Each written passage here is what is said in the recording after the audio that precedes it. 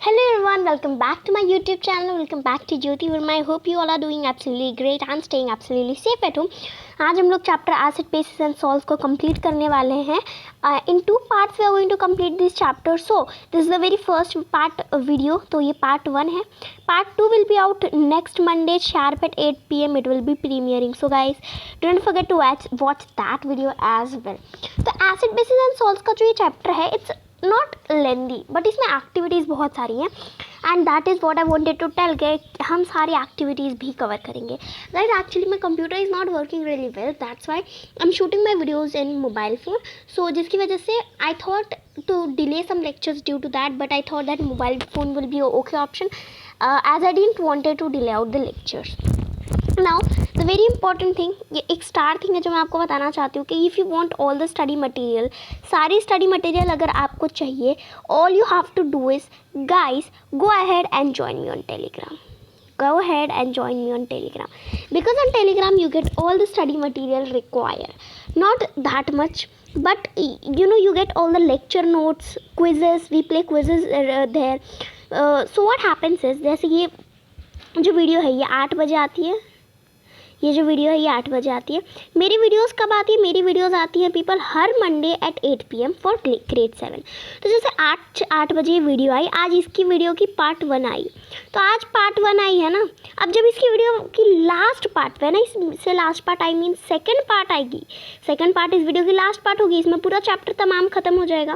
तो last part next Monday को आएगी एट 8 PM. तो 8 PM जैसे ही लेक्चर आएगी, उस आप लेक्चर देखोगे, फिर 8:30 आपको इसके नोट्स मिल जाएंगे.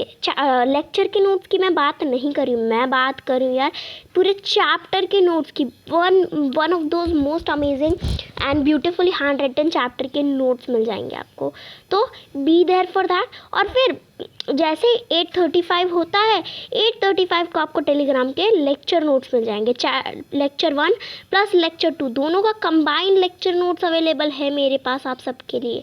सो बी देयर गाइस, क्योंकि ये सारी चीज़ें यू कैन वेस्ट. तो for that you first need to join me on Telegram. कैसे करना है? First go download the Telegram app from Play Store and then you have to click on the link given in the description box. Description में एक link है दी है, उस पर click करोगे and then click on the join button where you will be able to connect with me on Telegram. So guys, आप देखते हैं हमारे लर्न क्या करने वाले हैं आज हम लोग.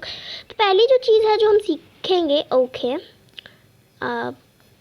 पहली जो चीज़ है जो हम सीखेंगे वो है water, acid and bases. Acid और बेसिस होते क्या, इंडिकेटर्स क्या होते हैं, मतलब बेसिकली इंट्रोडक्शन, इंडिकेटर्स और सारी टेक्सचुअल एक्टिविटीज़. 5.4 तक सारी टेक्सचुअल एक्टिविटीज़ भी हम लोग कवर कर लेंगे. ठीक है. So here it goes. So one most important thing that I had to say up to you guys, that you need to sit with your NCERT. चलो अपनी NCERT के साथ ही बैठो. whether you have it in the hard copy form और soft copy form, आप PDF के form में हैं आपके पास, या फिर वो आपके पास मैनुअली आपके बुक के फॉर्म में, या फिर आप बुक लेके बैठो या फिर आप PDF उसकी लेके बैठो. But I want you guys with your NCERT, क्योंकि वहीं से मैं आपको डायरेक्ट करने वाली हूँ. Even I am sitting with my NCERT for your information. So उसमें से सारी एक्टिविटीज़ हम लोग देख देख के सीखने वाले हैं. इनफैक्ट मैंने काफ़ी पिक्चर्स NCERT के इंक्लूड किए हैं मेरे PPT में भी, तो आप सबको वो NCERT वाली फील आएगी ना कि I am teaching you directly from that book, not line to line obviously, because वो बहुत बोरिंग हो जाता है. Today also we are going to follow the 20-20-20 rule, जिसके अंदर क्या होता है, in this 20-20-20 rule every 20 minutes for 20 seconds we have to look 20 meters away from our screen. ठीक है. तो ये rule, this is to prevent damage of your eyes through these type of online classes. तो आप देखो जो topic है that is on taste of different substances. What is the taste of different substances? क्या हर चीज़ का टेस्ट सेम होता है? Asked by your NCERT, do all substances have the same taste? What will you give as an answer? So obviously the answer has to be no. By no explanation is here, that you find that some substances are sour, some are sweet, some are bitter, some are salty, some are spicy. This girl is drinking chai, so this chai is going to be sweet. If it must be having sugar in it, it will be sweet. But if like let's say that chai की जो इस girl की जो made थी कांताबाई, ठीक है, कांताबाई को इससे बहुत जलन होती है, तो कांताबाई ने चाय के अंदर क्या डाल दिया मिर्ची. so it will become spicy. Okay, so the taste of different substances are different. So taste of two substances can be same, but not taste of everything in the world is the same. Now lemon juice का आप देख लो, it is sour in taste. आपका orange juice is sour, vinegar, curd, ठीक है. आपका Amla it's also kind of sour, right? Your common salt is salty, your sugar is sweet, baking soda is bitter, grapes are sweet. आपने ये वाली story पढ़ी है क्या ग्रेप्स की, कि ग्रेप्स आर सार वाली स्टोरी आपने पढ़ी है कि there was a fox who was very hungry and he wanted to have some food. While he was going on his way he saw a grapevine. ठीक है, ही सॉ अ ग्रेपे वाइन, उसकी नज़र पड़ती है ग्रेपे वाइन पे. He thinks that I want to have that grapes in the grapevine and then he tries his best to reach till the grapevine. Grapevine was far from him and he wasn't having a very great height as we humans have. So what he was doing is he was jumping and he was very tired, but he wasn't able to reach till the grapes, and thus he ends up telling that grapes are sour. So this was the story on that. But if grapes are going to be unripe, they are going to be sour, but if they are ripe, then they are not going to be sour anymore, they are going to be sweet. There are some species of grapes which are sour even when ripe, for your information. Now unripe mango is obviously going to be sour. What does sour mean? Sour means खट्टा, मतलब not sweet. Now guys next thing is that आप एक चीज़ आपने observe की होगी, curd, lemon juice, orange juice और vinegar, ये सारी चीज़ें हमको सार लगती है. These things are sour because they contain some or the other acids in them, they have certain acids in them. अब वो एसिड्स उनको सार बनाती है एंड उनका केमिकल नेचर होता है एसिडिक. ना कोई चीज़ एसिड है, इसका सबूत अगर कोई मांगता है, बताओ तो ये एसिडिक क्यों है, सबूत बताना, तो आपको उसको दो एग्जाम्पल देने. पहली चीज़ कि अगर वो चीज़ सार है तब, और दूसरी चीज़ क्या होनी चाहिए, दूसरी चीज़ ये होगी सार होने के साथ साथ its chemical nature should be acidic. ठीक है, तो it has to be sour and its chemical nature has to be acidic. तो इससे क्या पता चलता है, हाँ जी, जो चीज़ हमको दी हुई है वो क्या है, वो एक एसिड है. ठीक है, it is a acid.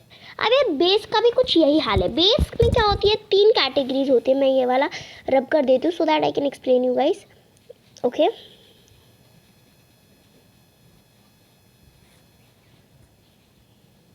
So base की भी यार ऐसा ही कुछ हाल है. बेस में भी जैसे देखो, जैसे एसिड में हमने कैसे देखा कि वो चीज़ को सार होनी चाहिए, सार मतलब खट्टा. बेस में जो पहली चीज़ है ना वो है कि वो चीज़ को the thing has to be bitter in taste. Bitter मतलब कड़वा. आपने करेला देखा होगा ना, बिटर गार्ड उसको बोलते हैं. Why bitter gourd? Because it's कड़वा. इट्स फेमस फॉर इट्स कड़वाहट, राइट. इतनी मतलब या that's why it is known as bitter gourd and it is bitter in taste. Now करेला बिटर हो गया. Now it feels soapy. It feels soapy when touched. Soapy when touched. ठीक है, soapy when touched means जब आप उसे छूओगे it will feel soapy to you, it will give you that type of sensation and it's going to be sticky. ठीक है, चिकना होगा, स्टिकी होगा, सोपी. Now third क्या है, that its chemical nature is going to be basic. Its chemical nature is going to be basic. ये third चीज़ है.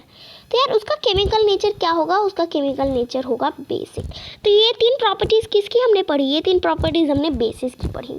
तो बेस क्या होता है, दे आर ऑल्सो वो कुछ सब्सटेंसेज होते हैं जो कि टेस्ट में बिटर होता है and they feel soapy when touched. मतलब when we touch them we feel soapy. This type of sensation is felt by us. So they have certain bases in them. The substances which are soapy when touched and bitter in taste have substances in them known as bases. Now the chemical nature of these type of substances are said to be basic. ठीक है, they are said to be basic in nature. तो basis और acid के बारे में पढ़ लिया. जो चीज़ें कड़वी खट्टी जो चीज़ें खट्टी एंड एसिडिक होती है ना उनको एसिड्स बोलता है. जो चीज़ें कड़वी और चिपचिपी सी होती है ना एंड बेसिक होती है उनको हम लोग बेसिस बोलते हैं. अब यहीं पे हम लोग एक और चीज़ मैं आपको बताऊंगी आगे जाके न्यूट्रल और सॉल्ट्स के बारे में. एसिड और बेसिस तो क्लियर हो गया. तो कुछ एसिड्स और बेस के यहाँ पे नाम लिखे हैं, मैं आपको कुछ चीज़ें बता देती हूँ. तो देखो यार, यहाँ पे हम लोगों ने यहाँ पे ऊपर कुछ एग्जाम्पल्स पढ़े, जैसे कर्ड. तो आपका ये जो कर्ड है ना वो जैसे हमने यहाँ पे पढ़ा, ओके, जैसे हमने यहाँ पे पढ़ा कर्ड. तो कर्ड जो है ना वो एक एसिड है, बट ये कौन सी एसिड होती है इसके अंदर होती है लैक्टिक एसिड.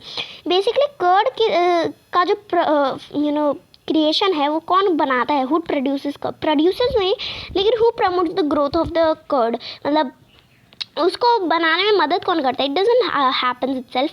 एक लैक्टोबैसिलस नाम का एक बैक्टीरिया होता है that promotes the formation of curd. तो आप अगर कोई पूछे who forms the curd, then the answer is going to be your lactobacillus bacteria which promotes the formation of the curd. अब द लैक्टोबैसिलस से ही इसका नाम कहाँ रखा है? लैक्टिक। तो कर्ड के अंदर इट इज से that curd contains lactic acid in it, lactic acid. तो कर्ड के अंदर क्या होता है? Lactic acid. ना कर्ड के अंदर लैक्टिक एसिड होता है, ये आपने पढ़ लिया, ठीक है। कर्ड के अंदर भाई साहब लैक्टिक एसिड होता है, ये आपने पढ़ लिया। ना next thing to remember is for lemon juice. अब लेमन जूस या फिर ये जो लेमन जूस है ना, इट मीन्स दैट लेमन का जो जूस होता है वो, okay. So and when it is said lime juice means that उस लेमन को जब वाटर के साथ मिक्स कर देते हैं देन। तो lemon juice is actually also going to be acidic in nature because it secrete some of the other acid. इसके अंदर होता है सिट्रिक एसिड। तो आपने सिट्रस फ्रूट्स के बारे में पढ़ा होगा, ऑरेंज आपके होते हैं। एक orange is a citrus fruit only, ठीक है। तो इस ऑरेंज लेमन ये सिट्रस है, why? Because they have citric acid in them. तो सिट्रिक एसिड जो होता है ना, वो किस में प्रेजेंट होता है? आपका लेमन जूस में प्रेजेंट होता है। तो आपके कर्ड में लैक्टिक एसिड, वाइल आपके लेमन जूस में सिट्रिक एसिड।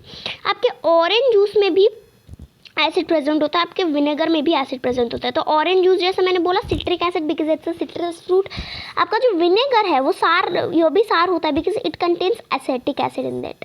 उसके पास क्या होती है? उसके पास एसेटिक एसिड होती है। अब acetic acid is something that is produced by your vinegar, or let's say it is inside present in vinegar, ठीक है। it is present in vinegar and they make them acidic। ये हो गया clear. Now basis का भी हम लोग बाद में डिस्कशन करेंगे। So what are the examples of bases, ये भी देख लेते हैं बिकॉज यहाँ पे बेसिस के एग्जांपल्स तो नहीं लिखे but we need to discuss, right. So कुछ चीज़ें होती है that are bitter in taste और soapy when touch, like your baking soda. आपका जो बेकिंग सोडा होता है, never ever taste baking soda, not baking soda, you must taste baking soda. आप उसको टेस्ट करोगे तो आपको पता चलेगा कि it's actually bitter in taste, जो केक्स वगैरह बनाने में यूज़ होता है। वॉशिंग सोडा की मैं बात कर रही थी कि never ever taste washing soda. Washing soda भी हम लोग यहाँ लिख देते हैं, वॉशिंग सोडा, ठीक है। Washing soda and baking soda, ये दोनों बहुत फेमस सोडाज हैं, है ना, ये दोनों बहुत फेमस सोडाज हैं। So washing soda and baking soda जो आपके होते हैं, they are bitter in taste. Washing soda तो you do not need to actually taste it, so they are bitter in taste and they are soapy when touched. Soapy when touched, so washing soda is obviously going to be soapy, and even baking sodas. So they are examples of bases. Now आप soap जो आप नहाने के लिए use करते हो, the soap that you use to bath is also a basic in nature because it is also soapy when touched as well as it is also bitter in taste. You can't taste it and you should not taste it, but okay, you shouldn't taste it, but its chemical nature is basic, ठीक है। So these were some bases. Even your milk of magnesia has magnesium hydroxide. तो ये कुछ basis के नाम थे और अभी हम लोग इनको कुछ और डिटेल में पढ़ेंगे। तो जैसे एसिटिक एसिड आपका किस में प्रेजेंट होता है, मैं फुल स्क्रीन कर देती हूँ। आपका एसिटिक एसिड विनेगर में प्रेजेंट होता है। आपका फॉर्मिक एसिड, आपकी आंट जब आपको बाइट करती है ना, तो आंट आप बाइट करके आपके अंदर एक एसिड इंजेक्ट करती है जिसको फॉर्मिक एसिड बोला जाता है, ठीक है। दैट इज अ एसिड जो कि आप वो न्यूट्रलाइजेशन वाले पार्ट में भी पढ़ने वाले हो। And then citric acid is present in citrus fruit, जैसे मैंने आपको बोला ऑरेंजेस, लेमन्स। लैक्टिक एसिड आपका कर्ड में होता है। ऑक्सैलिक एसिड जो होता है ना, वो स्पिनच में प्रेजेंट होता है। स्पिनच मतलब पालक। अब आपका जो एस्कॉर्बिक एसिड हुआ, एस्कॉर्बिक एसिड आपके विटामिन सी वाले फ्रूट्स वगैरह में प्रेजेंट होता है, जैसे आंवला। तो गाइस विटामिन सी की जब बात करें तो ऑरेंजेस में भी प्रेजेंट होता है, आंवला में भी प्रेजेंट होता है। 20 ऑरेंजेस में जितना विटामिन सी प्रेजेंट होता है ना, उतना एक आंवला में प्रेजेंट होता है। मतलब 20 ऑरेंजेस से आप जितना विटामिन सी एक्सट्रैक्ट कर पाओगे उतना आप सिर्फ और सिर्फ एक आंवले से कर लोगे। So this was a fact that I wanted to tell you guys because I found it really interesting. So yeah, and आपका tartaric acid that is present in tamarind and tartaric, T for tamarind, T for tartaric. आपका grapes, unripe mangoes वगैरह में भी टर्टारिक acid present होता है, thus they are sour in taste. Now these are all acids and they are acidic in nature and sour in taste. Now bases के बारे में भी तो नेम ऑफ बेसिस में देख लो, आपका कैल्शियम हाइड्रोक्साइड जो कि आपके lime water means lemon juice को आपने पानी के साथ मिक्स कर दिया, it becomes lime water and now अब वो एसिडिक नहीं रहेगा। जब उसको पानी के साथ मिक्स कर दिया it will become now basic in nature, ठीक है। तो अब वो एक बेस बन जाता है, तो thus it has calcium hydroxide in it.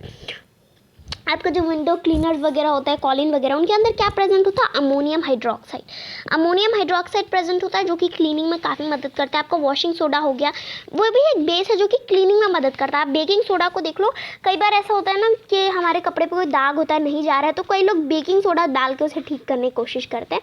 तो ऐसा होता है ना कि मतलब bases are really good cleaners, तो अच्छा खासा वो क्लीनिंग करते हैं। फॉर एग्जाम्पल सोप को ही देख लो, आप बाथ भी सोप से करते हो, कपड़े आपके सोप से धुलते हैं, बर्तन आपके मतलब हर किसी के लिए अलग अलग सोप होता है, बर्तन धोने का भी सोप अवेलेबल होता है। तो सोप्स हैव सोडियम और पोटेशियम हाइड्रोक्साइड इज नेम। तो सोडियम और पोटेशियम ये दोनों ही मेटल्स हैं, दे बोथ आर मेटल्स, ठीक है। दोनों मतलब एक ही टाइप के मेटल्स हैं, एक ही टाइप के मतलब both are one of those most reactive metals. काफ़ी ज़्यादा जल्दी ये रिएक्ट कर जाते हैं। मतलब सोडियम और पोटेशियम, इन दोनों को आपने हवा की सैर करा दी, इनको थोड़ा सा भी ऑक्सीजन मिल गया ना तो they will burn on the spot. इतने ज़्यादा ये इतने ज़्यादा विगरसली वो रिएक्ट करते हैं, not only with the hair but with everything around, they react even with water. So इन क्या किया जाता है कि सोडियम को कहाँ रखा जाता है? केरोसिन में रखा जाता है ताकि वो जल्दी रिएक्ट ना करे।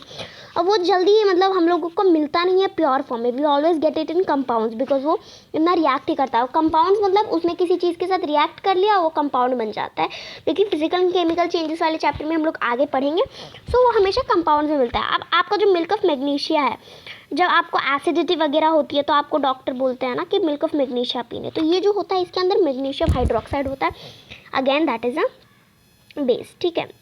Okay, now guys next thing is that can you test all substances. अब देखो यहाँ पे बूजो जो है वो बोलता है कि क्या मैं हर चीज़ टेस्ट कर सकता हूँ? उनका टेस्ट पता करने के लिए, एक बार टेस्ट पता चल गया तो मैं तो आपको बता दूंगा कि वो चीज़ एसिड है या बेस। सो पहेली जो है, बूजो इज नॉट अकलमंद, just look at his brain, just look at his brain. यहाँ से उसका ब्रेन गायब है, यहाँ से उसकी पीस पता नहीं उड़ गई है। बट लुक एट पहेली, Paheli is very Akalmand because she has all her brain with her. So Paheli says, hey, are you mad? No, you cannot taste everything. Haven't you read the caution given in your NCERT book? As you all are sitting with your NCERT, you should read the caution out, right? So Bujo says, hey, I don't read such things. So Paheli says you should read it. So we shouldn't taste unknown substances, says Paheli, because they could be harmful to us and they can harm us a lot and they can be dangerous to us. So if we cannot taste every substance, so how do we find that what is its nature, its chemical nature, whether it's an acid or a base? How to find out without tasting that whether a substance is acidic in nature or basic?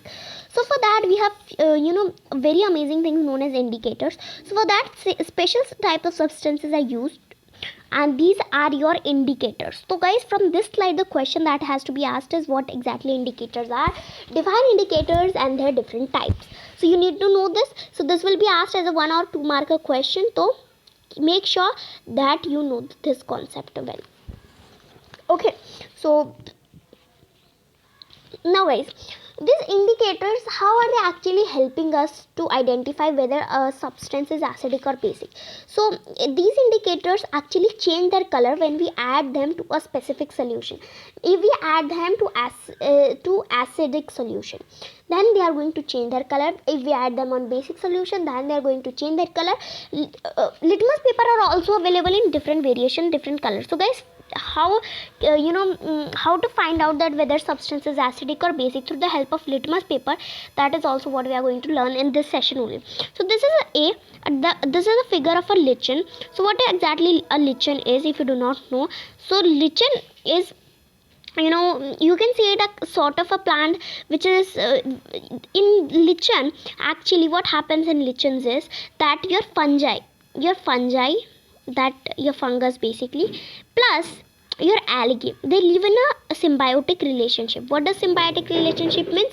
That algae is providing food to fungus, while fungus and also like algae and fungus, they share food and shelter with each other. Let's say that in a simple and easy way. This you have also learned in the second chapter, that is nutrition in animals. So algae and fungus share food and water with each other, and thus we say that they live in a symbiotic relationship, and we have named this relationship of algae and fungus as lichen. We have named this as lichen. Now litmus paper that we were talking about is actually derived from these lichens only. They are extracted from these lichens. They are of two major colors, a red litmus paper and blue litmus paper. ठीक है, red litmus paper and blue litmus paper, as you can see. So now they both change their color, like red will turn blue and blue will turn red. So to specify to us that whether substance is acidic or basic.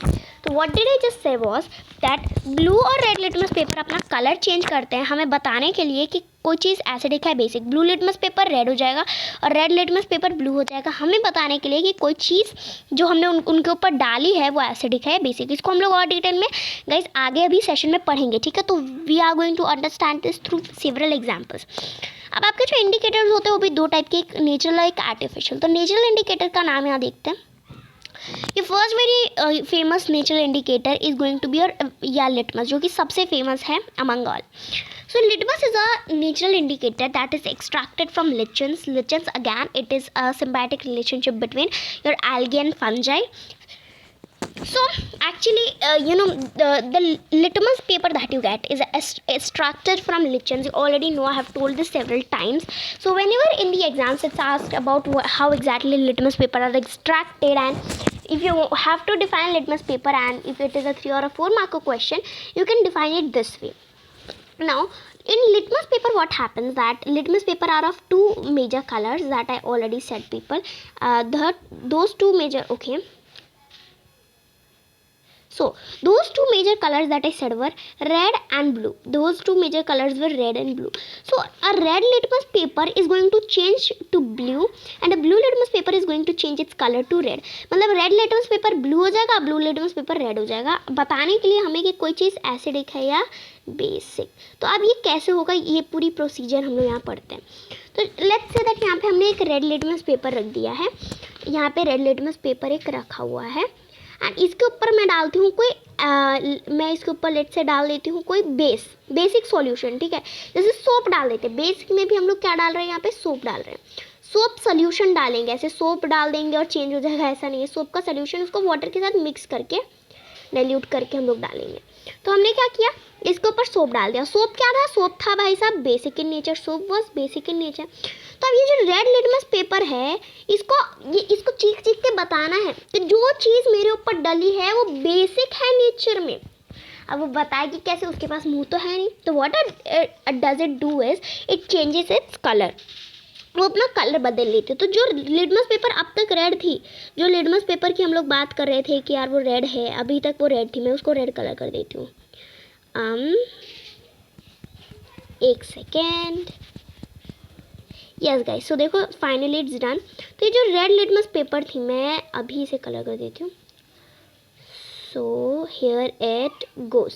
तो ये red litmus paper जो आपको दिख रही है, ये red litmus paper अब it will no more be red. अब ये जो रेड लिटमस पेपर है वो ब्लू हो जाएगी जब इसके ऊपर हम लोग सोप डालते हैं. जब इसके ऊपर बेस डलेगा तो ये रेड लिटमस पेपर क्या हो जाएगी, पूरी ब्लू पड़ जाएगी. ऐसे जैसे देखा अभी आपने, ये कैसे रेड थी एंड ये ब्लू हो गई. तो ये ब्लू हो गई ना, ये इसीलिए हुई क्योंकि सोप डाला हमने और सोप था बेसिक. अब ये याद कैसे रखना है, ये याद ऐसे रखना है कि blue litmus paper, oh sorry not blue litmus, we are talking about red litmus here. So red litmus paper will turn blue when a basic it जब उसका जो कांटेक्ट है वो एक बेसिक सॉल्यूशन से होगा, है ना. सो इन बेसिक सॉल्यूशन में क्या होगा, red litmus paper will turn blue. अब यार अगर इसी रेड लिटमस पेपर के ऊपर जैसे मैं ले लूँ, सो अब ठीक है, हाँ. सो अब यहाँ पे रेड लिटमस बना देते हैं. तो ये रेड लिटमस पेपर, अब यहाँ सब इसी रेड लिटमस पेपर के ऊपर मैं बेस ना डाल के मैं एक एसिड डाल देती हूँ.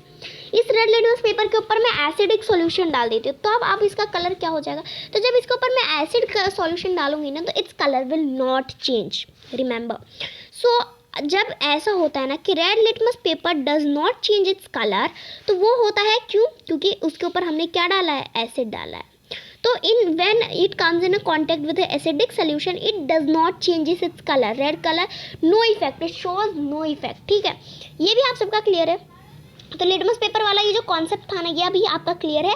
कौन से केस में, जब लिटमस पेपर रेड हो. अब अगर मान लिया लिटमस पेपर रेड है तो जब बेस दिखाएंगे उसको तो ब्लू हो जाएगा, और जब एसिड दिखाएंगे तो कलर नहीं चेंज करेगा. ये क्लियर है. अब क्या पता कि हमको ब्लू लिटमस पेपर अगर मैंने इसी की जगह रख दिया तो उसमें क्या सेम चेंजेस आएंगे? तो जी नहीं, उसमें चेंजेस थोड़े डिफरेंट होंगे एज़ कम्पेयर टू दिस। अब मैं इन सबको याद करने की ट्रिक सिखाऊंगी आपको कि कैसी ट्रिक है जिससे आप इन्हें याद रख सकते हो कि कौन सा लिटमस पेपर कैसा होगा और कलर कैसे चेंज होता है। तो ट्रिक्स भी सिखाऊंगी, तो पूरे एंड तक देखना वीडियोस को। तो आप मान लेते हैं यहाँ पे एक ब्लू लिटमस पेपर रख दिया है मैंने, इसको ब्लू कलर कर दूंगी। Okay, so guys see, this is a blue litmus paper जिसे मैंने मस्त ब्लू कलर का कर दिया है ना। अब यार इस ब्लू लिटमस पेपर के ऊपर सबसे पहले हम लोग क्या करेंगे, बेस सॉल्यूशन डाल के देखेंगे। क्या करेंगे, बेस सॉल्यूशन डाल के देखेंगे। बेस के लिए हमने क्या किया, सोप सॉल्यूशन डाला। बेस के लिए हमने क्या किया था लास्ट टाइम भी गाइस, सोप सॉल्यूशन डाला था। तो जब हम बेस डालेंगे तो हमें ये पता चलेगा कि for basis blue litmus paper is not changing its colour, same रहेगा। जैसे ब्लू बेस हमने डाल दिया इसके ऊपर, इमेजिन, तो देखो सेम कलर रहा, चेंज हुआ ही नहीं। यस, तो why isn't it changing its colour, because we have put soap solution and soap was basic in nature. तो अगर वो कलर नहीं चेंज करता है तो इससे आपको क्या पता चल जाएगा कि हाँ, अगर उसने कलर नहीं चेंज किया मतलब वो बेस है। अब फॉर एग्जाम्पल मैंने इसके ऊपर डाल दिया एसिड, मैंने इसके ऊपर डाल दिया कोई एसिड, लेमन जूस डाल दिया। तो ये जो ब्लू लिटमस पेपर आपको दिख रहा है ना, अब ये ब्लू नहीं रहेगा। अब क्या करेगा, ये रेड कलर का हो जाएगा। अब ये जब रेड कलर का हो गया, जैसा आपने देखा, तो ये रेड कलर का हो गया। तो जब रेड कलर का होगा तो आपको पता करना है, पता चल जाएगा कि हाँ, lemon juice is acidic in nature. तो ब्लू लिटमस पेपर के साथ कैसा होगा कि blue litmus paper red colour का हो जाएगा। कब, जब उसके ऊपर कोई एसिडिक सॉल्यूशन डलेगा। और वो ब्लू लिटमस पेपर यार ब्लू ही रहेगा, मतलब नो चेंज। कब ऐसा होगा, जब उसके ऊपर एक बेसिक सॉल्यूशन डलेगा। रेड लिटमस पेपर का हमने कुछ इसी टाइप का देखा था। रेड लिटमस पेपर में क्या हो रहा था कि वो ब्लू कलर का हो जा रहा था। कब वो ब्लू कलर का हो जा रहा था, जब उसके ऊपर बेसिक सॉल्यूशन डल रहा था। और red litmus paper will show no change in colour, मतलब रेड का रेड रह जाएगा। कब रेड का रेड रह जाएगा, जब उस पर एसिड डलेगा। तो अब इसका रिलेशनशिप मैं आपको दिखाती हूँ। यहाँ पे रिलेशनशिप में आपको क्या दिखाना चाहती हूँ, ये देखना बहुत ज़रूरी है कि आपने देखा कि जो बेस है उसको बहुत ज़्यादा प्यार है ब्लू कलर से, बेस को बहुत प्यार है ब्लू कलर से। इसीलिए तो जब बेस एंड ब्लू एक साथ मिलते हैं तो कलर चेंज नहीं होता है। लेकिन यार जब बेस और रेड मिलते हैं एक साथ तो कलर चेंज हो जाता है। ठीक है, तो कलर क्या हो जाता है, चेंज होता है। तो बेस और ब्लू जब मिलेंगे तो कलर चेंज नहीं होगा। क्यों, B for base, B for blue. और लेकिन रेड और एसिड मिलेंगे, RA मिलेंगे तो उनका कलर चेंज हो, सॉरी, रेड एंड एसिड एक दूसरे से प्यार करते हैं। मैं आपको ये दिखाती हूँ। आपका जो बेस है इट लव्स ब्लू, उसको ब्लू कलर बहुत पसंद होता है। इसीलिए जब बेस को हम लोग ब्लू कलर के ऊपर डालते हैं तो कलर चेंज नहीं होता। लेकिन जो रेड है वो बहुत प्यार करता है आपका एसिड से। ठीक है, एसिड से। रेड मतलब वो एसिड कलर जो है ना, एसिड वो रेड कलर को बहुत पसंद करता है। तो इट लव्स ब्लैक, मतलब जैसे कि हम लोग ब्लैक कलर पसंद करते हैं, वाइट कलर, वैसे ही वो रेड कलर पसंद करता है। तो इसीलिए इसमें कलर नहीं चेंज होता। तो याद रहे, जब यार ब्लू लिटमस पेपर ब्लू से मिलेगा तो कलर नहीं चेंज होगा। और रेड लिटमस पेपर जब ब्लू लिटमस पेपर आपका बेस से मिलेगा तो कलर नहीं चेंज होगा। और रेड लिटमस पेपर एसिड से मिलेगा तो कलर नहीं चेंज होगा। और अगर फॉर एग्जांपल इधर क्रॉस कर दिया हमने, ब्लू लिटमस पेपर को एसिड से मिला दिया, क्रॉस कर दिया ब्लू को एसिड से, तो क्या होगा, कलर चेंज हो जाएगा। Blue litmus paper will turn red. और अगर बेस को हमने बिना दिया रेड लिटमस पेपर पे तो red litmus paper will turn blue. तो ये वाला क्रॉस कनेक्शन आपको समझने की जरूरत है। Now back to our slides people, बहुत देख लिया हमने। ओहो यस, तो ये देखो, यही यहाँ पे थियरी के फॉर्म में यहाँ पे शॉर्ट में लिखी हुई है। ये चीज़ आपको समझ में आ जाएगी कि when added to an acidic solution वो रेड हो जाएगा और उसको बेस सोल्यूशन पे डालेंगे तो ब्लू हो जाएगा। तो जो आपका जो लिटमस पेपर है, when added to acidic solution वो रेड हो जाएगा और बेसिक सोल्यूशन पे डालेंगे तो वो ब्लू हो जाता है। तो मैंने अभी आपको बताया कि कौन सा लिटमस पेपर कौन से कलर का होगा। तो मैंने यही चीज़ आपको बताया कि acid loves red and base loves blue, है ना। तो इसीलिए उसको एसिड पर डालेंगे तो रेड हो जाता है, बेस में डालेंगे ब्लू, चाहे वो किसी भी कलर का हो। Okay, I hope now at least you guys are clear till here. Now generally हमको red and blue litmus paper मिलता है। Turmeric is also use as a natural indicator. तो ये कैसे यूज़ होता है कि यार आपका जो टर्मरिक है ना, ये पता कर सकता है कि कोई चीज़ बेसिक है या नहीं। ठीक है, कोई चीज़ बेसिक है ना, ये है या नहीं, ये पता करना है तो टर्मरिक आप यूज़ कर सकते हो। तो टर्मरिक का कैसे यूज़ कर सकते हो, टर्मरिक का आपको पेस्ट बनाना होता है। उसको वाटर के साथ अच्छे से मिक्स कर दिया और आपने क्या किया, टर्मरिक का पेस्ट बना दिया। अब जब आप टर्मरिक का पेस्ट बनाओगे, और एक पेपर लोगे, फिल्टर पेपर ले लिया, उस पर कम्प्लीटली इसे कवर कर दिया। अब जब कोई बेसिक सॉल्यूशन को आप इसके ऊपर डालोगे तो ये रेड हो जाएगी। What will happen to this yellow turmeric paper, अब रेड हो जाएगी, है ना। और जब एसिडिक सॉल्यूशन को इसके ऊपर डाला तो नो चेंज, जब न्यूट्रल सॉल्यूशन को इसके ऊपर डाला तब नो चेंज। अब न्यूट्रल सॉल्यूशन क्या होता है ये भी मैं अभी आपको एक्सप्लेन कर देती हूँ। कोई भी कॉन्सेप्ट आपका खाली नहीं छूटना चाहिए। ये आई will make sure this that आपका कोई भी कॉन्सेप्ट खाली ना जाए। तो देखो, हम लोगों ने एक चीज़ देखी कि जो एसिड सॉल्यूशन है ना, वो acidic solution loves red, basic solution loves blue. इसीलिए एसिड, जब लिटमस पेपर को एसिड में डालेंगे तो रेड हो जाता है, ब्लू बेसिक में डालेंगे तो ब्लू हो जाता है। अब यार फॉर एग्जांपल ऐसा हुआ कि लिटमस पेपर को हमने लिटमस पेपर एक चीज़ ले लेते हैं, कोई भी चीज़ ले लेते हैं, जैसे कॉमन सॉल्ट ले लिया हमने। हम क्या ले रहे हैं यहाँ पे, हम यहाँ पे ले रहे हैं कॉमन सॉल्ट।